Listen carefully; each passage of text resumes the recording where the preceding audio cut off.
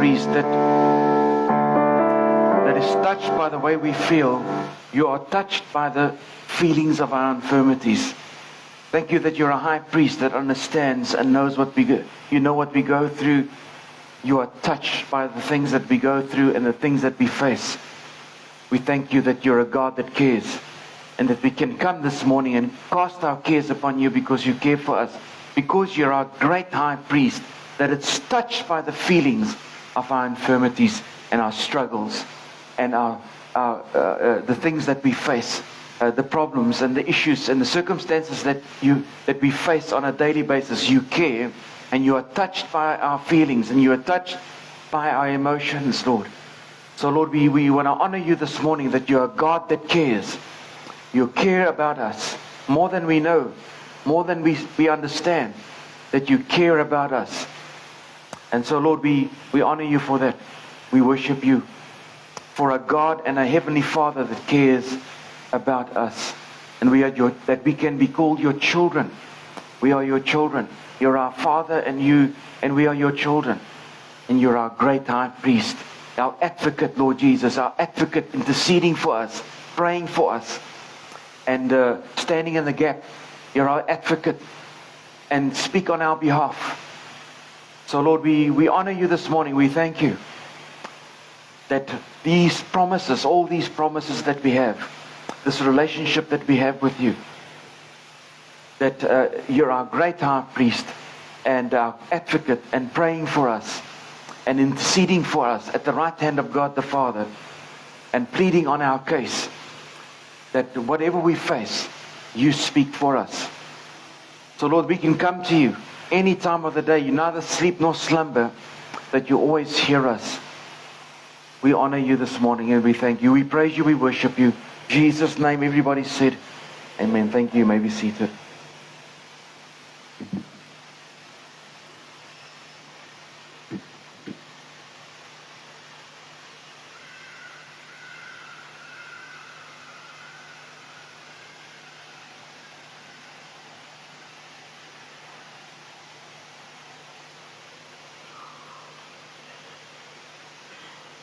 Okay, so this morning we're still in our kingdom series, speaking about the kingdom. There's so many prophetic things, and I think sometimes we forget, or we don't maybe know or understand, that everything that's happening in the world, everything that's happening, it's all happening, prophecy being fulfilled. Everything is prophecy being fulfilled. And we looked at the Passover weekend, we looked at Palm Sunday, we looked at Good Friday, when Jesus was crucified, although I don't want to go into that, but don't think he was crucified on Friday. It's not crucified on Friday. Because from Friday to Sunday, you won't get 3 days. I don't care which calculator you use. So my personal take on this, he was crucified either on Wednesday, maybe Thursday, but he can't be crucified. The problem with Thursday is Thursday was also a Sabbath. It was a high Sabbath. Can't crucify people on a Sabbath. Now, what we need to understand with the Jewish calendar, it works differently than ours. The hours work different. They don't work from 12 to 12. They work from 6 to 6. They also work from sundown to sun up. Okay? And so that's why some of their days will have 24 hours, 25 hours rather than 24 hours. So their days work differently. So 6 o'clock, so Sunday would start Saturday, sundown. That's Sunday. It doesn't start this morning at 12 o'clock, past 12 Sunday. This next day starts 6 o'clock, sundown. In fact, not even 6 o'clock. That's why if the sun goes down at 6:30 or 7, that's the start of the next day. You understand? So it works completely different. They also, the calendar we've got 365 days, they got 360 days, the year.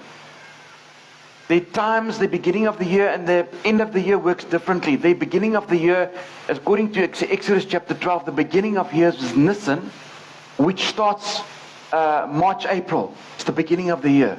Passover, in fact, will be the beginning, the first month.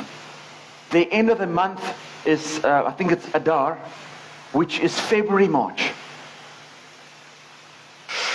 Okay, so you have Sabbaths. Seventh day is the Sabbath, which is Saturday is the Sabbath. The first day of the week is Sunday, not Monday. So you've got your weekly Sabbaths. If you read Leviticus chapter 23, I don't have time to go through all that, but I'm just giving you like just an overview. You will see that the feast of unleavened bread. So you've got Sabbaths every week, a weekly Sabbath through the year. Then you have a yearly Sabbath, which has got nothing to do with the weekly Sabbath. And the yearly Sabbath, there's two. I think there's one of those Sabbaths, a high Sabbath, closer to Rosh Hashanah at that period. And you also have a high Sabbath, which is the Feast of Unleavened Bread, which would be the Thursday. Because one of the verses of the Gospels actually speaks about, now after the Sabbaths, Sabbaton. Sabbaton is the Greek word which is plural for Sunday. For Sabbath rather. Sabbaton is plural, it's not singular. The Greek word that is using this. So, Thursday was the Sabbath. And this is why when Jesus was crucified, probably on the Wednesday, that they had to get the bodies off the cross because it was the start of the Sabbath, but not Saturday, Thursday. Anyway. Because we need to understand something. When Jesus said in Matthew chapter 12 verse 40, just as Jonah was in the belly of the great fish, so the Son of Man will be in the heart of the earth. And there goes the flat earth theory, because if the earth is flat, you can't have a heart of the earth. Because if you look at the heart of the earth, it means there must be a core, a center. So you can't have a core, center if things are flat. And he descended into the heart of the earth. So if the earth is flat, you're gonna fall off. You understand? So just as he descended into the heart of the earth, what's it? Matthew 12:40. For as Jonah was in the belly of the great fish 3 days and 3 nights. Now, if Jesus was crucified on Friday, you will see that you do not get 3 days and 3 nights. You can't. You can't. Even Thursday, hypothetically Thursday, you'll get maybe, I worked it out, you'll maybe have 3 nights and 2 days, or other way around. I can't remember now. But even from Thursday, you can't get 3. You can't. So, some people say it's partial days. No, that's not the Hebrew way of doing things. There's no partial thing. If Jesus said he fasted, when Jesus fasted in the wilderness, the Spirit led him after his baptism, he fasted 40 days, 40 nights. It wasn't partial. And so if you go through the Bible, you see when it talks about days, it's speaking about full days, it's not speaking about half or partial days. No way. So, anyway, that was free, by the way. Just to get you thinking. Because sometimes we can get into things and I was sitting with a pastor the other day and we were just chatting about it. And he's been a pastor longer than me. I mean, he's older than me too. So we're just chatting about it and I threw that in there. And it was like a speed wobble. He said, what do you mean? I said, no, well, because I never looked at it that way. I said, well, unfortunately, or fortunately, if people tell me things, I want to know how it works. I'm like that. I want to know, listen, this doesn't make sense. 1 + 1 is not adding up yet. Okay, I know we walk by faith and not everything's going to add 30, 60, 100-fold. So God always adds things. But when it came, you remember now, if you look at this here,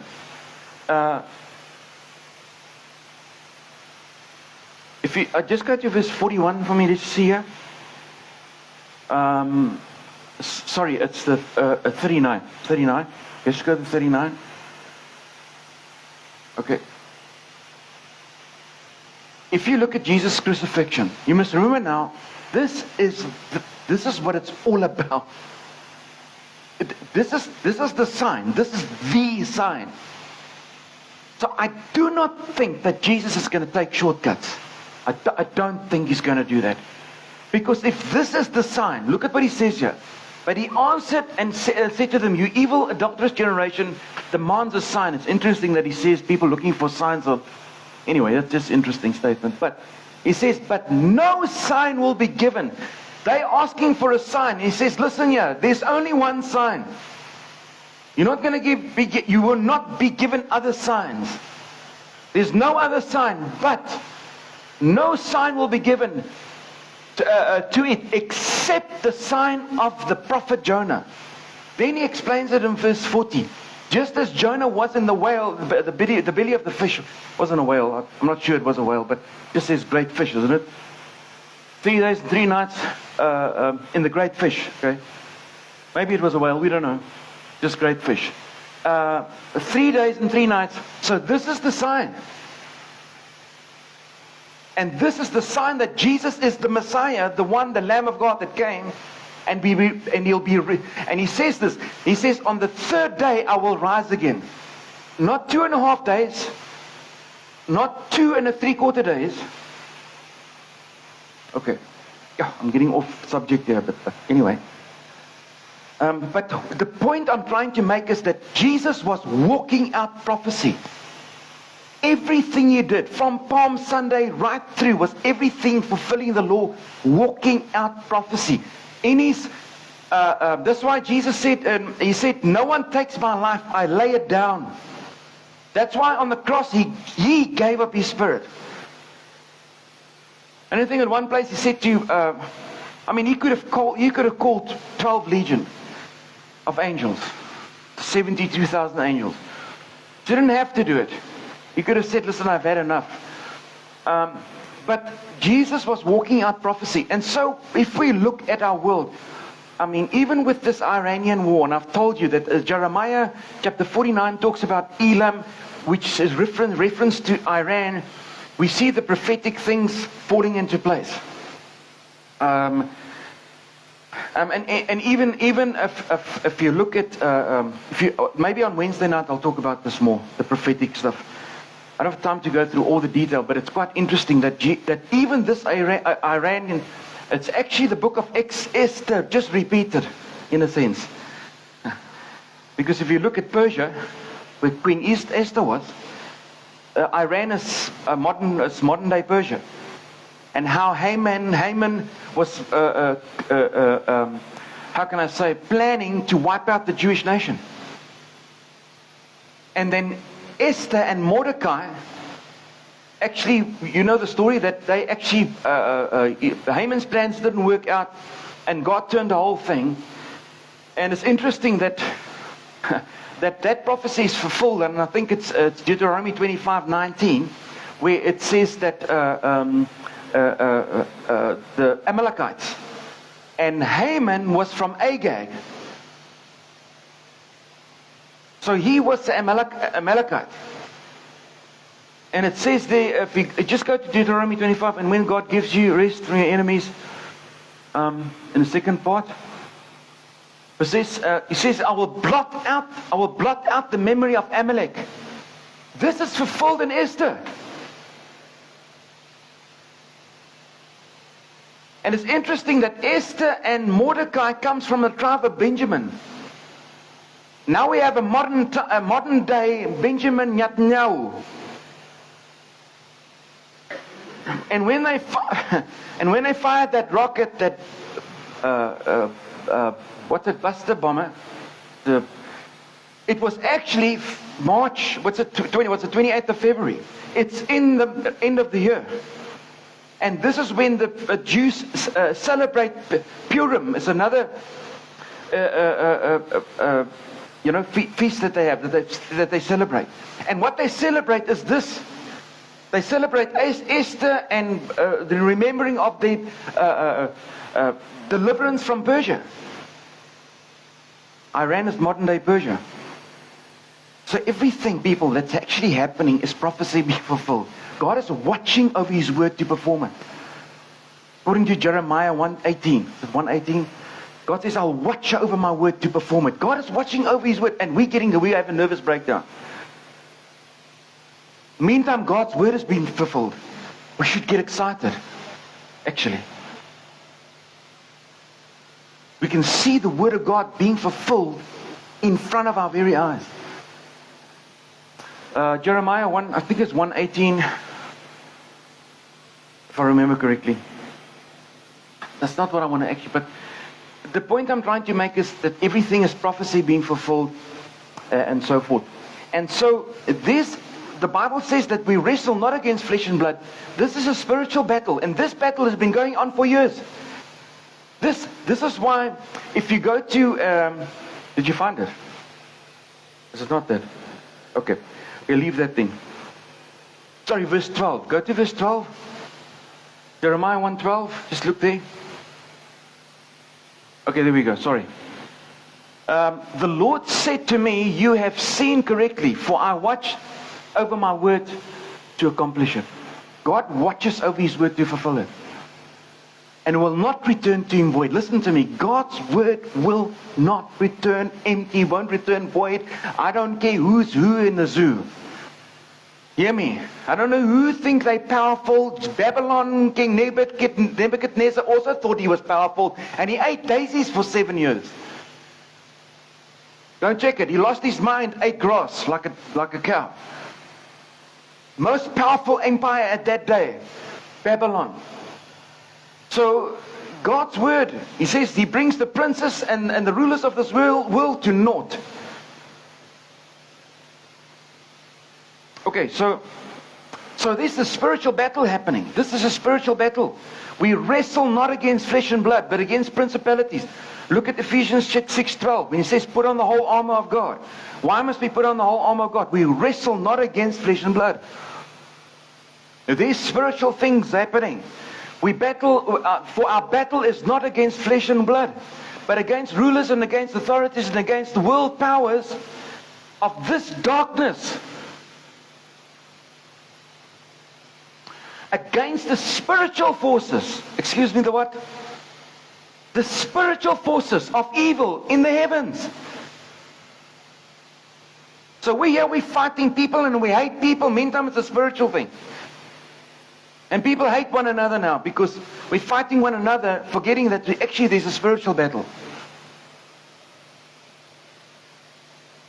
And this is why if you go to the ancient fight, and you look back at Daniel, even at Daniel 10:13. If you look at Daniel 10:13, look at what he says here.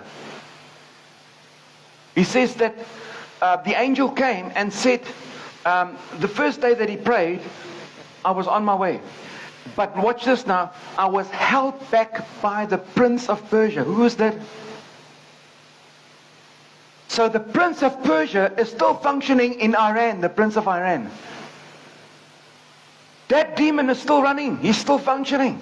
He's not dead. So the demon, this prince, this demonic stronghold, watch this, but the prince of the kingdom of Persia. So this is the kingdom of darkness. It's the kingdom of the evil one. The kingdom of Persia opposed me. He's not speaking about listen, no physical king can fight an angel. It's not going to go well. So he's not speaking about the physical king in Persia. He's speaking about a spiritual force that was over that region. Just like today. And what was this all about? It was for the destruction. It was against Israel. Because God showed Daniel all the things that's going to happen at the end. The 70 weeks. And if you go into all that, it speaks about the end times. And it was so, in the vision, it affected Daniel so much that he was sick for several days. And that's why he prayed and fasted for 21 days. And the angel said to him, the first day you set your heart to gain understanding, I was on the way. But this kingdom of Persia, this guy here, this prince of the kingdom of Persia opposed me for 21 days. Then Michael, one of the chief princes, so Michael had to come and deal with this demon. So people, there's a spiritual battle happening. This is why you need to pray. The power of prayer. People, hear me. Please hear me. The power of prayer.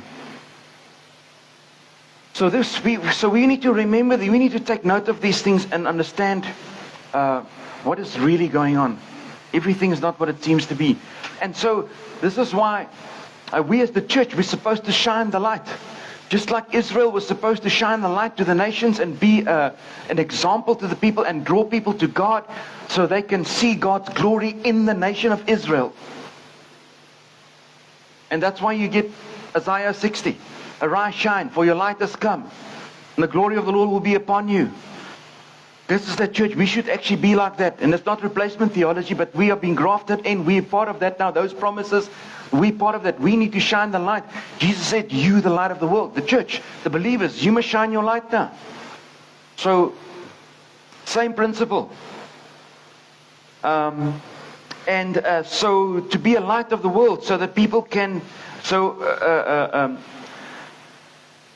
they can find the kingdom of God.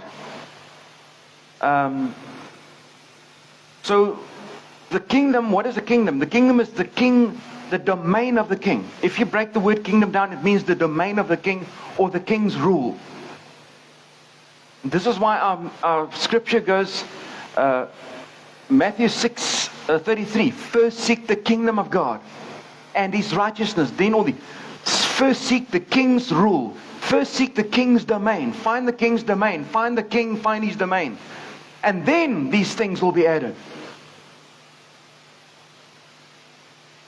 So it's an interesting thing, because if you look at the Greek model of governance, that many countries, including us, are functioning under a Greek mind of governance.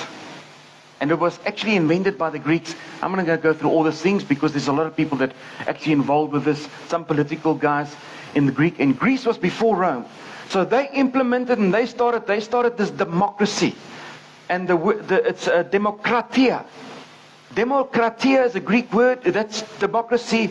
You vote for the leader, and this came from the Greek. So a lot of people are functioning under a democracy, which is a Greek mindset of governance.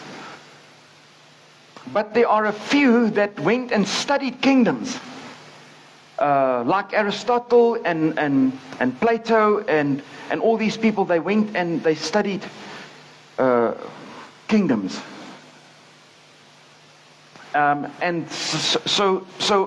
Democracy is where the people will vote for a leader, and that leader then will then choose a cabinet. And the cabinet now of a democracy will counsel and be a council and give the leader counsel, the president or whoever he is, the minister or the president. That council, that cabinet, they will counsel the leader. Now, a kingdom does not function like that. A kingdom functions other way around. So, a kingdom, the king chooses or votes the people. He chooses the people. A kingdom functions where the king chooses the people. Are you with me? So he chooses the citizens. That's how that works. So the principles of a kingdom and kingdom citizenship, the chosen citizens. This is why Jesus said in John 15:16, I chose you, you didn't choose me. You understand? Jesus said, I chose you, you didn't choose me. You remember that?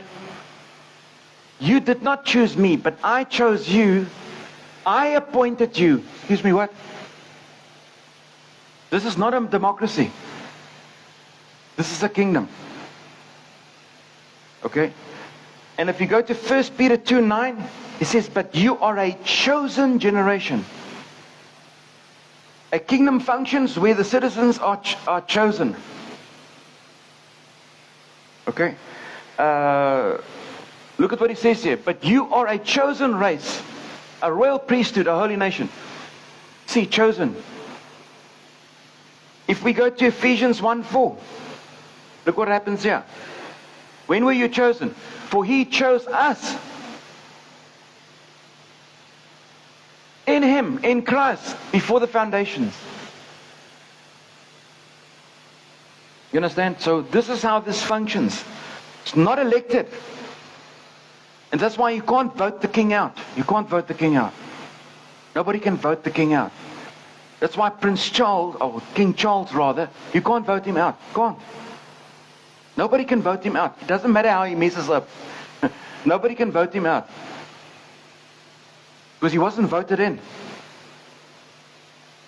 And so, this is the principle. So, in a kingdom, the king chooses his cabinet. But the cabinet, when a king chooses his cabinet, the cabinet doesn't counsel the king. Listen to me very carefully. In a kingdom, the king chooses his group or his cabinet. The cabinet doesn't counsel the king. Why is the cabinet there? The cabinet is there to execute the king's will and mind in the kingdom.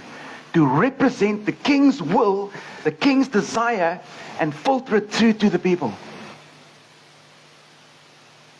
This is why Jesus said, Our Father which art in heaven, hallowed be thy name. What did he say? How must you pray?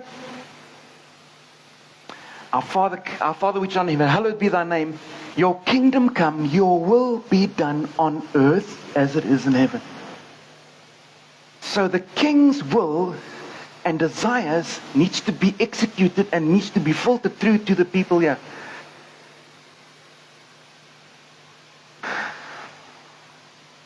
The desire and the will and the mind of the... This is why the Bible says, let this mind be also in you that was in Christ. He says you must have the mind of Christ. Have the mind of the King. Because you need to actually express and execute the mind, the will, and the desires of the King. You understand? So, this is actually how it's supposed to work. It's actually how it's supposed to work. So the Romans implemented this. Caesar would come and he would choose his Senate. In Rome it was called the Senate. So he chooses the Senate.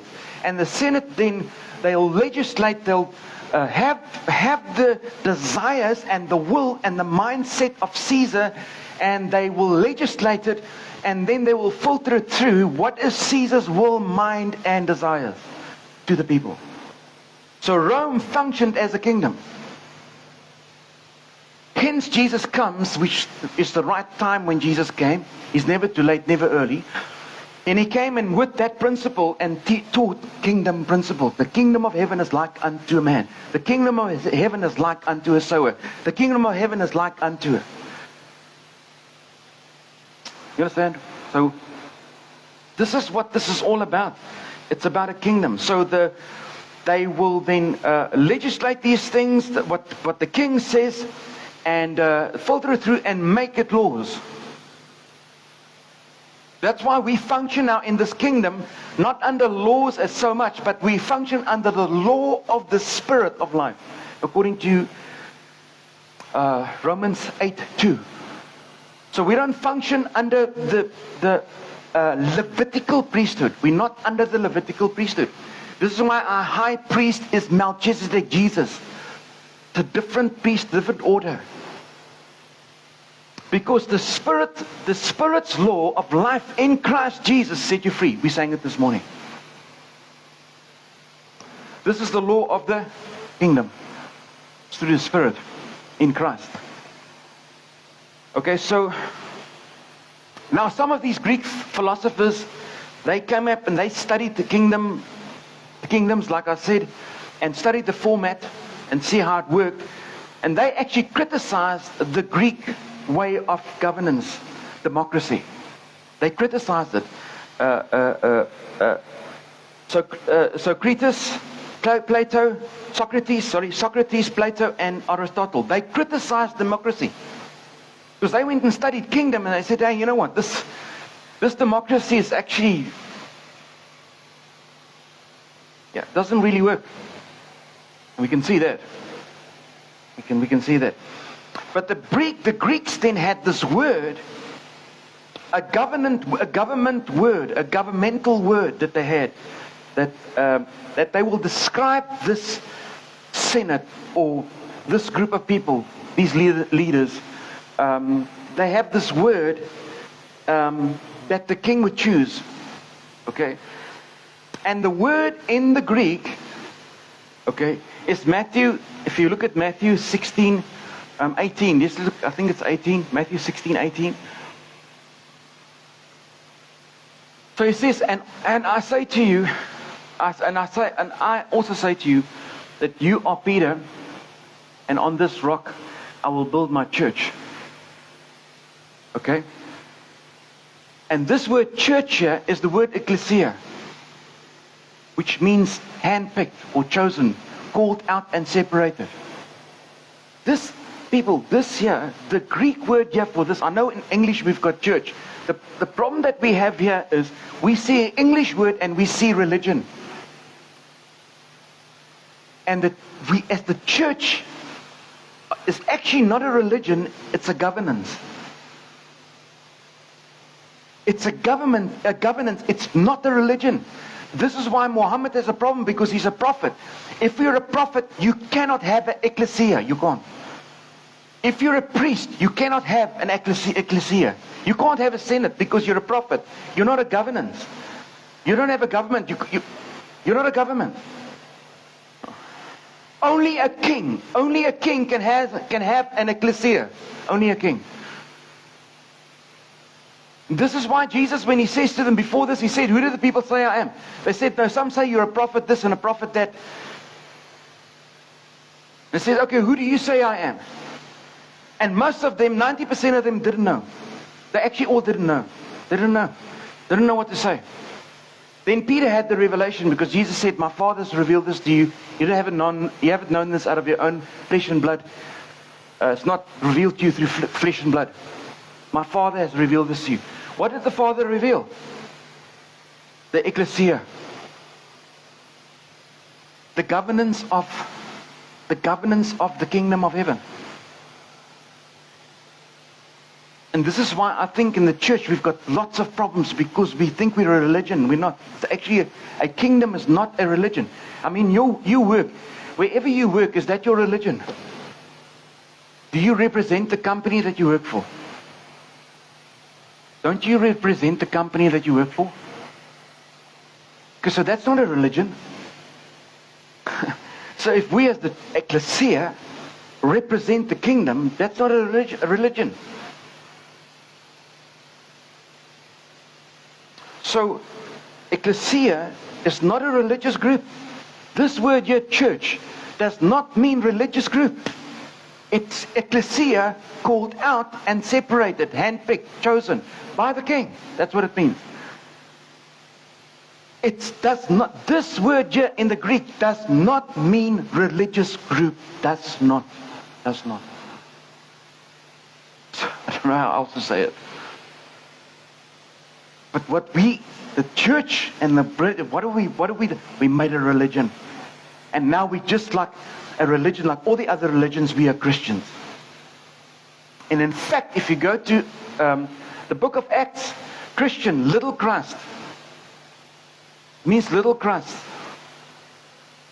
It was actually the Greeks at Antioch it was actually an insult. They were mocking the Christians. Do you know that the word Christian originally was actually a mockery?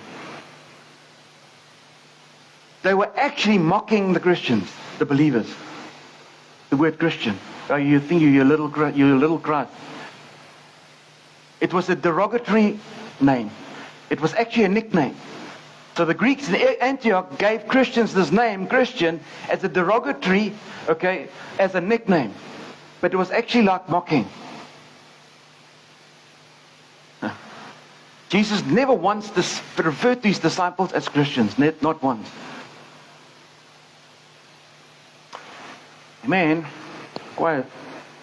See, if people, you know what? This is why many people do not understand the Bible. They don't understand their faith because they think we're a religion. That's a big problem, because we're not a religion. And I know that people say, well, yeah, well, it's not a religion, it's a relationship. Well, it's actually something better. We're not a religion, we're a kingdom. And you're a kingdom citizen. If you're a citizen of South Africa, is that a religion? You're a citizen of South Africa. It's got nothing to do with religion. Nothing. Zero. We don't worship the president. So, this is why Paul comes and he says in 2 Corinthians 5:17, he says, if any man be in Christ, he is a new creature. Old things have passed away. Behold, I make all things new. Remember that? Okay? And then in verse 18, look at what he says in verse 18. Now everything is from God, who reconciled us to creation. Okay? How do we do that? How does this work? Verse 19 tells us. That is, in Christ, God was reconciling the world to himself, not counting the... You're an ambassador. That's got nothing to do with religion. It has nothing to do with religion. Nothing. Zero, zip, nada. This is why I keep on telling people, Jesus didn't come and die on Passover weekend to start another religion. Lord Jesus, help us. Lord, help us.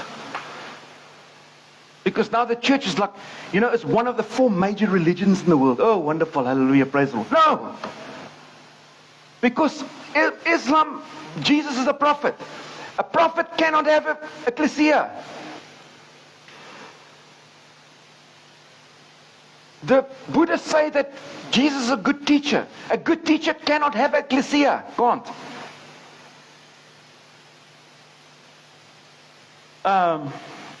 So, therefore, we are ambassadors for Christ.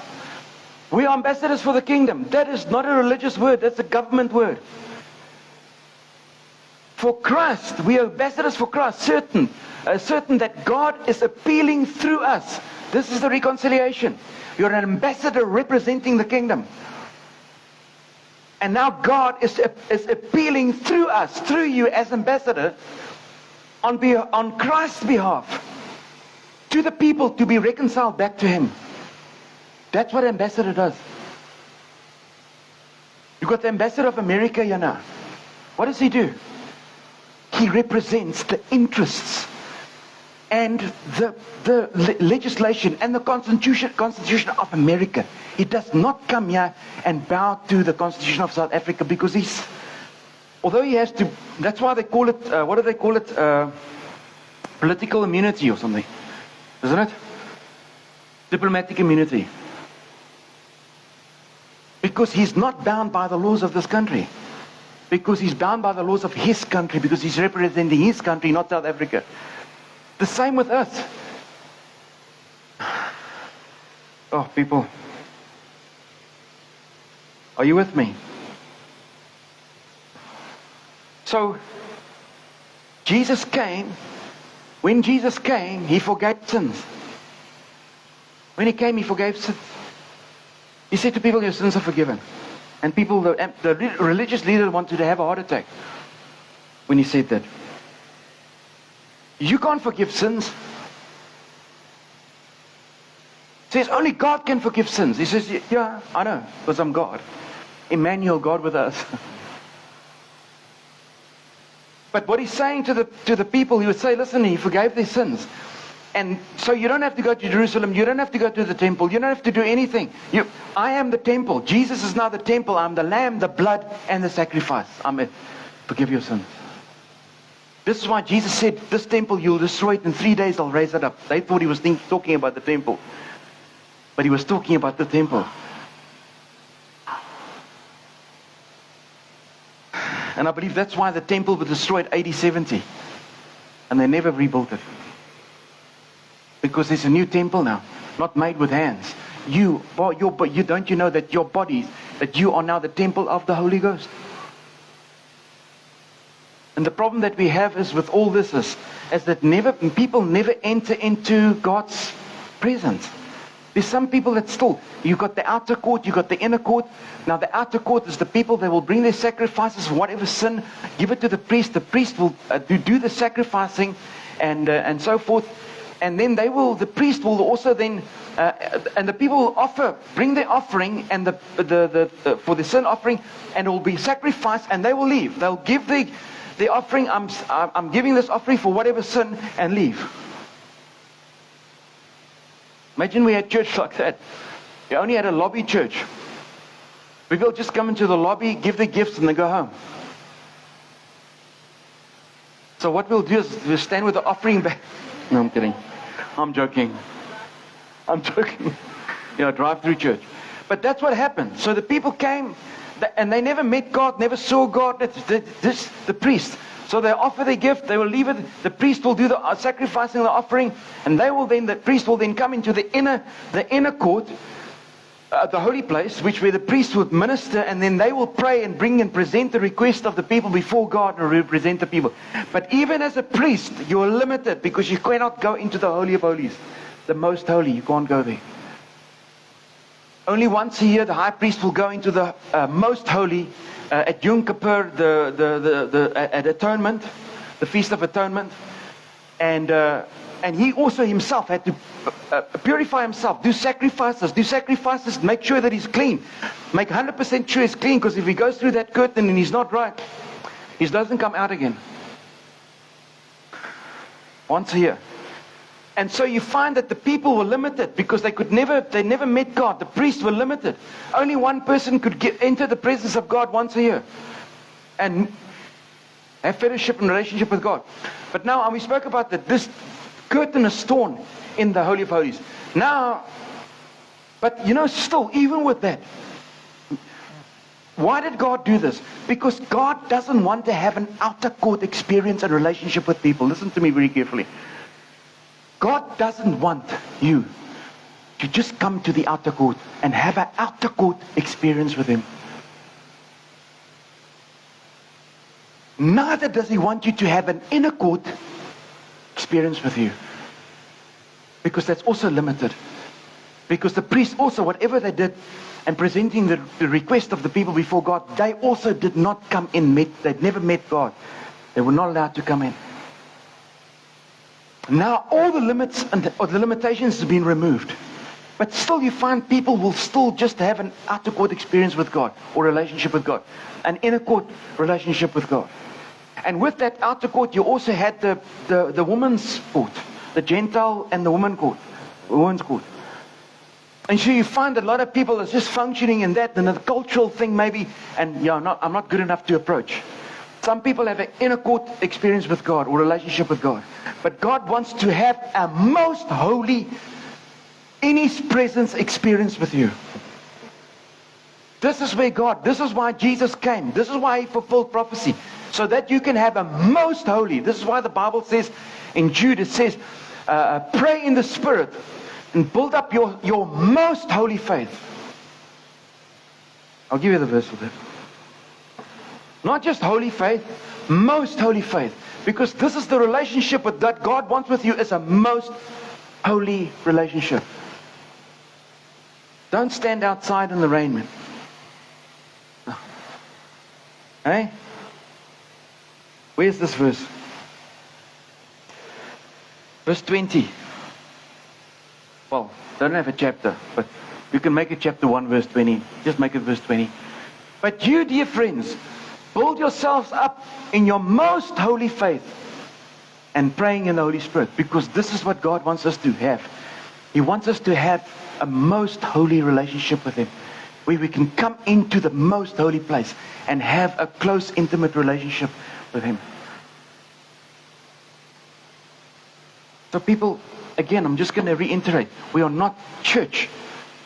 Jesus didn't come and say, I'm building my religion. He didn't say religion. He didn't say, I'm coming to build a religion. I've come to build another religion. I've come to build a better religion. Listen, He came and He said, I've come to bring the King. That's why, if you go back to Matthew, what does He speak about? When He says, I'm building my ecclesia, He doesn't talk religion. He says, I'm giving you the keys of the kingdom. People, That is not a religion.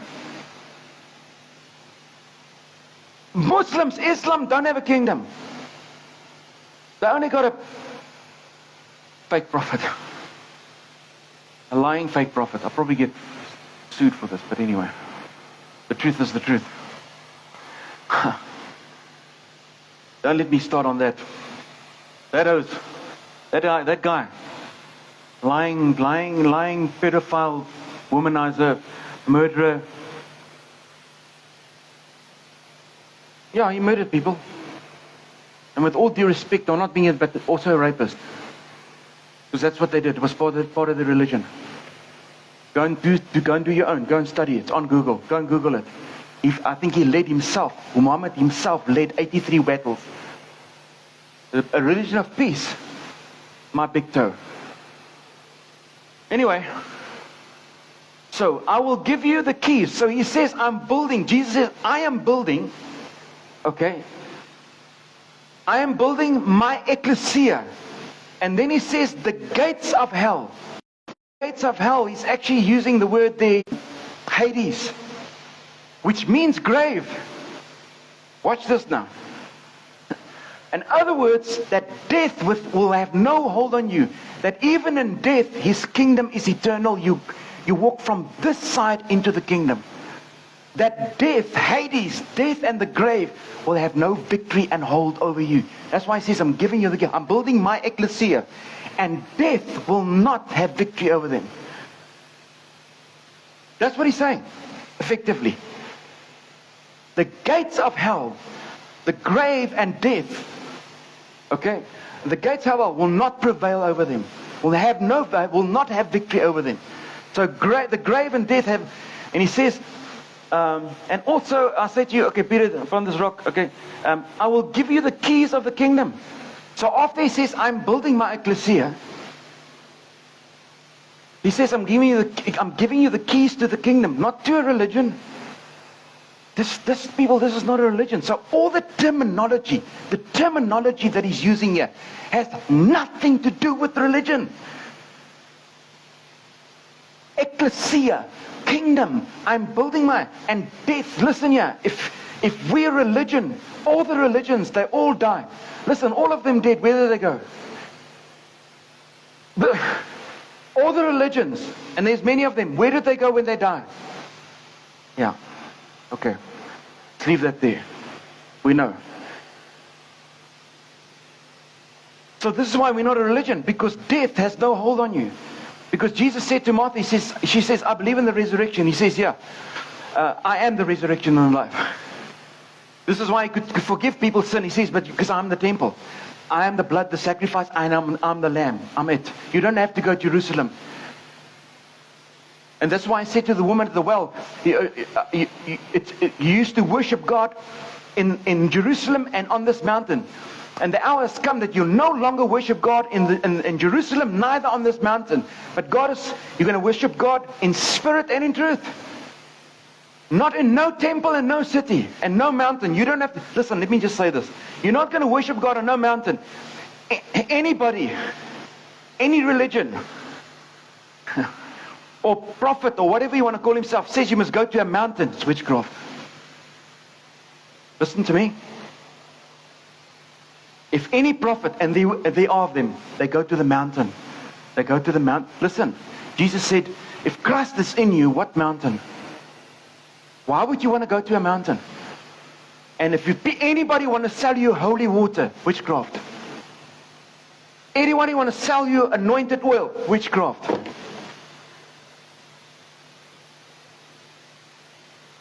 Just putting it out there. So, I will give you the keys of the kingdom of heaven. And whatever you bind on earth will already be bound in heaven. And whatever you loose on earth, already loosed in heaven. And this speaks also about the authority that we have in Christ. And it's not, and listen again here, this is not binding and loosing demons. Are you with me? Okay? It's not what it's talking about here. I have explained it, I went into, but for time's sake, just that's what it means. You keys of the kingdom. Keys of the kingdom. So you've got the keys of the kingdom. You've got authority in Christ. Your authority is in Christ. Your victory is in Christ. Your healing is in Christ. Your deliverance is in Christ. Everything, your provision is in Christ. Now, next week, if the Lord willing, we'll speak about Jesus being the temple. We'll look at that. Okay? So Jesus is the temple. Just worship Him. Just worship Him. Just follow Jesus, man. He said, if anyone wants to come after me, let him deny himself, take up his cross, follow me. Just follow Jesus. Keep your eyes, fix your eyes, the author and the finisher of Jesus. The finisher of your faith, Jesus Christ. He's the one that started a good work in you. He will be faithful to complete it. No prophet, no apostle, no pastor can complete your faith. Only Jesus Christ, the author and the finisher of your faith. Amen. So, you know what? Jesus Christ is your anchor. Amen. So don't have a holy of holies. Have a holy of holies relationship with the Lord, man. Amen. I'm going to end. Let's stand and we're going to pray. Does it make sense? Does this help you? You understand where this is coming from? We're a kingdom. This is never about a religion. And I know we've got all these things in denominations and all these things, but it's not a religion. It's a kingdom. And you're a citizen. The Bible says you're citizens of the kingdom. I forgot where that verse is now. Citizens of the kingdom. Philippians 3:21 and 22. Just look at that quickly. I think it's here. Just look at that quickly. Philippians 3. Just want to show you. You're a citizen of heaven.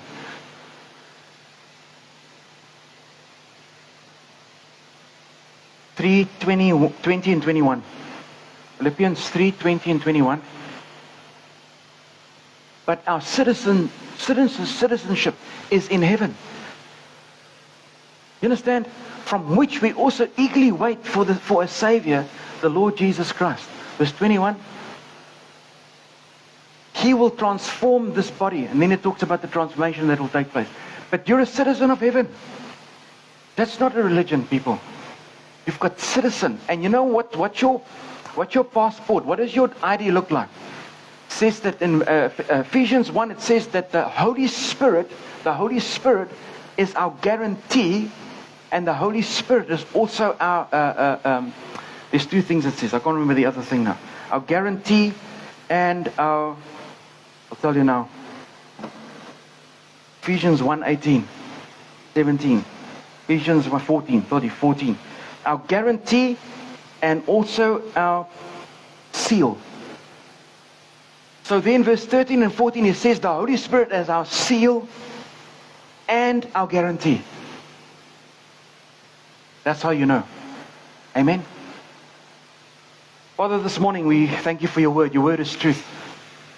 Thank you that you have chosen, you've translated us out of the kingdom of darkness into your marvelous light.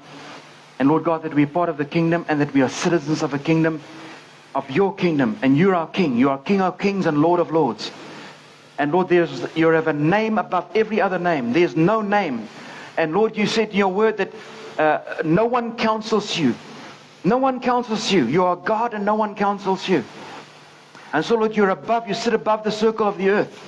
And you'll rule and reign. And so Lord, we belong to this kingdom. A kingdom that is unshakable. A kingdom that will never pass away.